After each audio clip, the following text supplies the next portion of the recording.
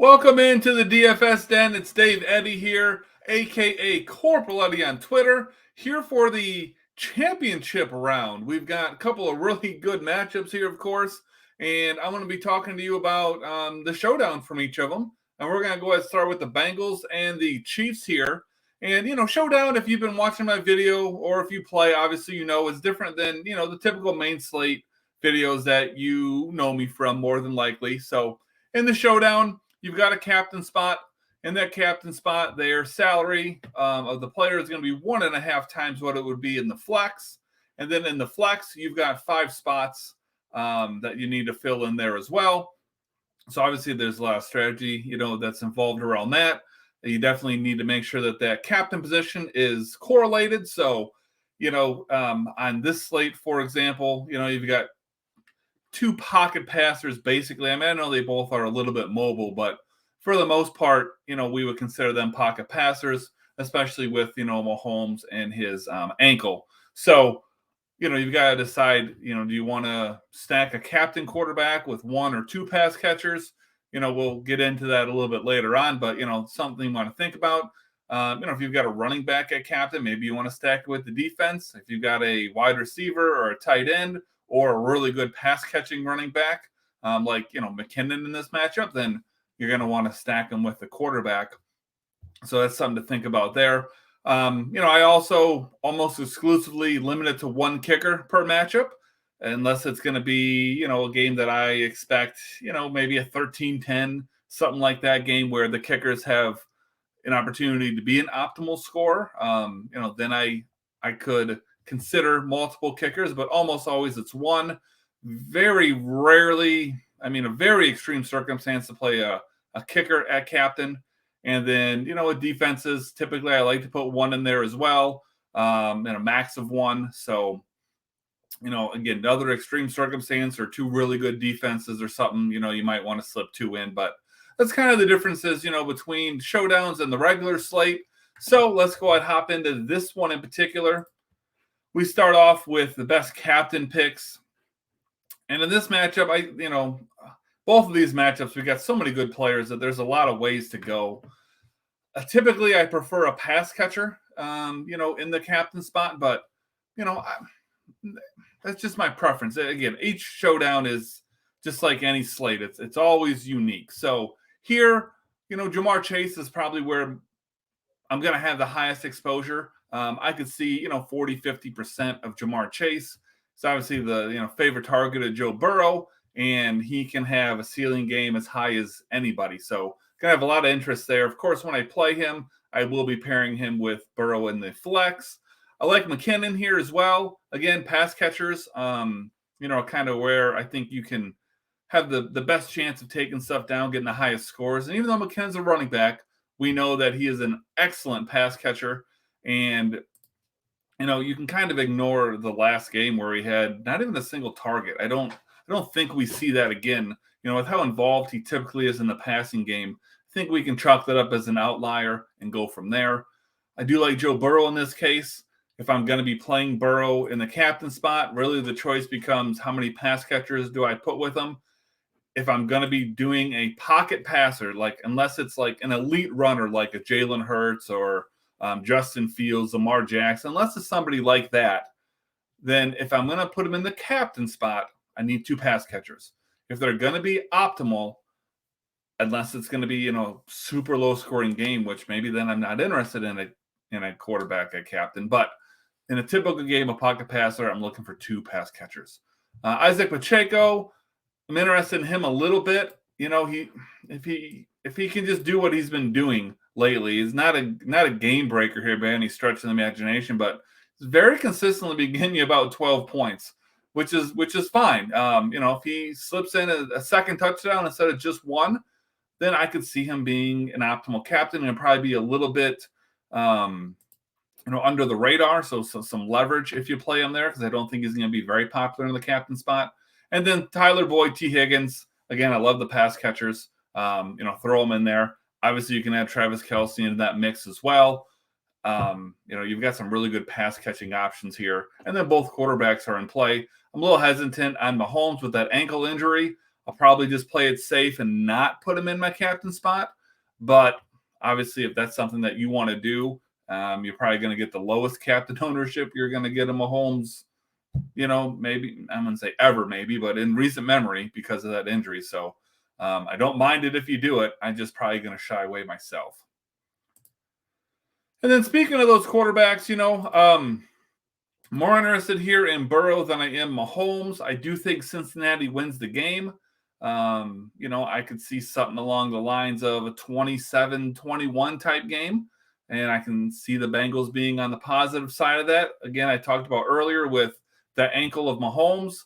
I'm going to be a little more in on Burrow than I am on Mahomes. So do what you want with that information. If you were to flip those, I totally get it. I could never, ever fault anyone for playing Patrick Mahomes under almost any circumstance. So you do what you want there.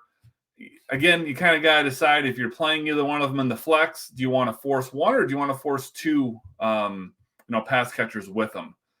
With Mahomes, because, of that ankle, I really think his running will be limited. Again, I could be dead wrong, but because of that, I'm more likely to force two pass catchers with him than I am with Burrow. Burrow's going to be a little more mobile, I think. So maybe you get away with one. And if you do, go ahead and say, hey, I just want I want one, and you can do two if you want to. I'd probably make sure that one of those guys, or if it's one, it's either Higgins or it's Chase. So that's kind of where I'm thinking there. All right, we get to running backs. Got a couple of running back options here on the slate. I mean, I've said before, and I've said on these videos throughout the playoffs that I like McKinnon. The fact that he can be such a factor in the passing game is obviously massive. And then I've always been a fan of Joe Mixon. He can have some pretty big ceiling games. Last week he had over 100 yards on the ground with a touchdown. And he's always a little bit involved in the passing game as well. So he's a guy that I'm interested in too. And then, Pacheco, again, we're going to get some consistency here. He's pretty much going to get you, give or take, 12 points. So again, not a slate breaker, but, $6,400 compared to McKinnon's $66. That's why I like McKinnon more, but I do like the leverage that you can get there with Pacheco. So definitely interested in those three guys. Then we get to the wide receivers. This is, again, usually where you kind of make your money in a showdown. And it's going to be a lot of the guys I talked about earlier. So, Chase, Higgins, Boyd, obviously they're in my pool. I like Chase the most of that group just because, like I said, his ceiling is the highest on the slate. He's $2,000 more than T. Higgins. Oftentimes we have a bigger gap between the two of them, which will make Higgins a little more popular. In this case, I think the $2,000 difference is not going to be enough for me to jump Chase with any Higgins exposure. But, I mean, they're going to be my top two receivers. So it's not like, I'm saying I don't like Higgins. And then on the KC side of things, some Tony, some Juju, Justin Watson, MVS. I'm interested in all of those guys to some extent because I don't ever know where the ball is going to go outside of Kelsey. I might limit that to, 30, 35, maybe 40% max for the KC receivers, just to spread out the exposure, trying to hit, the nuts on the lineup there. And then we get the tight ends. Of course, starts with Travis Kelsey. I said last week that, maybe my way to get different was going to be to fade Kelsey. Maybe not a full fade, but to go underweight on him. It's not ended up what I did. I ended up playing him at a pretty high level. Obviously, that worked out for me really well. My thought process here, again, is the same. You do have to get different somewhere. If you're doing what everyone else is doing, it's going to be really hard to, be profitable. Obviously, these slates are very volatile, so you obviously could be, profitable in the short term, but in the long run, doing exactly what everyone else is doing is you're not going to make money. So my thought process here does remain the same. If anything, I'm going to be underweight on Kelsey. That's very dangerous, but I think that's your best chance to take something down. But, very dangerous to do that. Interested in some Hayden Hurst. Nothing crazy. I'll definitely have some exposure there because I do expect this game to score some points, and Hurst has definitely a guy that, can get there for you, especially now he's been back for, 3 games. So he should have everything back as far as, his legs and, got the rust off, get you 5 or 6 targets a week. So, I like that. All right, let's go ahead and talk kickers, everybody's favorite position in Showdown. I do have some interest here in both kickers. Like I said at the top, I'm going to limit it to 1 kicker per lineup at max. So no lineup will have 2. Doesn't mean that every lineup's going to necessarily have a kicker, but 1 at the most. I think KC, like I said, loses this game. So I have more interest in McPherson from the Bengals. I think that you can pretty much flip a coin with these 2 kickers. I think that McPherson is probably, the better guy just in this particular matchup. And, not a hill I'm going to die on there, but that's where my exposure is going to lie. We got a $4,000 price tag on McPherson, $42 on Butker. So $200 difference is kind of big old whatever. But, kickers are always a spot where I tell you that they're going to score you more points on average, I think, than just the average person expects. And so they're a good way to save salary. And when we get to a matchup like this where you have so many great players and, so many guys that are high priced, this is, an easy way to save some salary and, slide a kicker in there.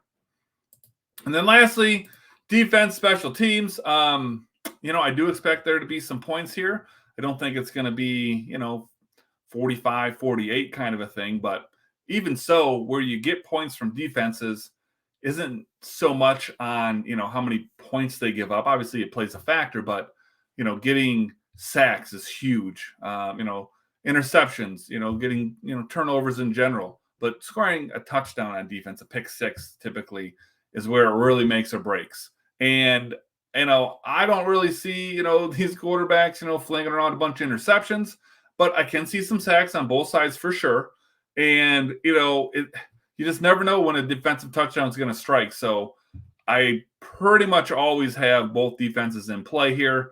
Again, because of Mahomes' ankle, I'm leaning to where, I'm going to play some Bengals probably. I don't know how interested I am in the Chiefs.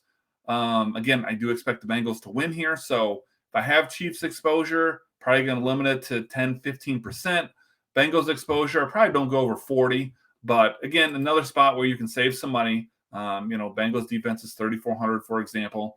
And a lot of times they can get you more points than you would expect if you're not, super familiar with Showdown. So that's where I'm sitting here for this matchup. I think it's going to be one hell of a game. Very excited to watch both of these matchups.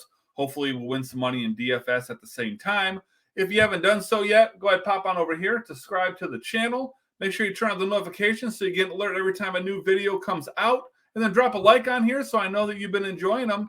And I will see you for the next one.